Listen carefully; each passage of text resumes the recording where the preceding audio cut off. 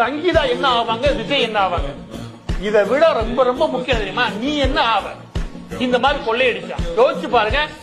ஏவா வேலு நெடுஞ்சாலைத்துறை, அதுக்கப்புறம் பொதுப்பணித்துறை அமைச்சர், அதுக்கப்புறம் துரைமுருகன் கனிமவள கொள்ளை, அதுக்கப்புறம் நேரு நகர்ப்புற வளர்ச்சி, இப்படி 3 பேர் 50,000 கோடி அடிச்சாங்கன்னா இந்த வந்துட்டாரு மூர்த்தி.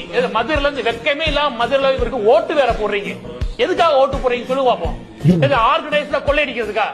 65,000 கோடிடா இந்த நாட்டை விட்டு போயிருக்கோம். இந்த 4 பேர் சேர்ந்து 4 அமைச்சர் வெளியிடுவோம். இன்னும் எல்லா அமைச்சரும் வெளியிடுறேன்.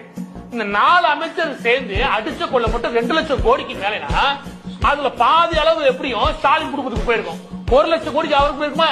எல்லா பேரும் சேர்ந்து காசை கொள்ளையடிச்சு துபாய் போன்ற வெளிநாடுகளுக்கு அனுப்ப போறாங்க. ஹவாலா மூலமா அனுப்பிடுவாங்க. நீ என்ன பண்ணுவ? நச்சுக்கிட்டு போயிடும் நாடு. இத பத்தி பேசுனா எந்த மீடியாவும் பேசுறது இல்ல. மக்களுக்கு என்னன்னா அடுத்தவங்களை பத்தியே பேசி ஒரு சுவாரஸ்யம் தேடி பழகிருச்சு. இதனால ஏதாவது பிரயோஜனம் சொல்லி பார்ப்போம். 10 பைசா பிரயோஜனம் கிடையாது. 10 பைசாக்கு பிரயோஜனம் ஒரு விஷயத்த நீ பேசிட்டீங்க. நீ பேச வேண்டிய திருத்த வேண்டிய விஷயம் ஒண்ணு இருக்குது. அதுல கவனம் செதறி இந்த பக்கம் திருப்புறான திமுக எவ்வளவு பெரிய ராஸ்கலா இருப்பான். அவன் பண்றதே திமுக நான் சொல்றேன். ஆனா நீ விழிப்புணர்வு ஆக வேண்டியது. இதுக்கு மேல இவங்களை விட்ட அடுத்த 5 வருஷத்துல 10 லட்சம் கோடி கடன் ஆயிட்டு எல்லாம் ஓடி போயா. இவன் பிள்ளை குட்டி இவட பேர பிள்ளைனா இங்கே இல்ல, எவனும் இங்க இருக்கவும் மாட்டான். எல்லாம் டிஸ்டர்ப் ஆயிடுவா. எல்லாம் வெளிநாடு போயிடுவாங்க. ஏன்னா காசு அடிச்சு வெளியே குமிச்சு வச்சிட்டாங்க.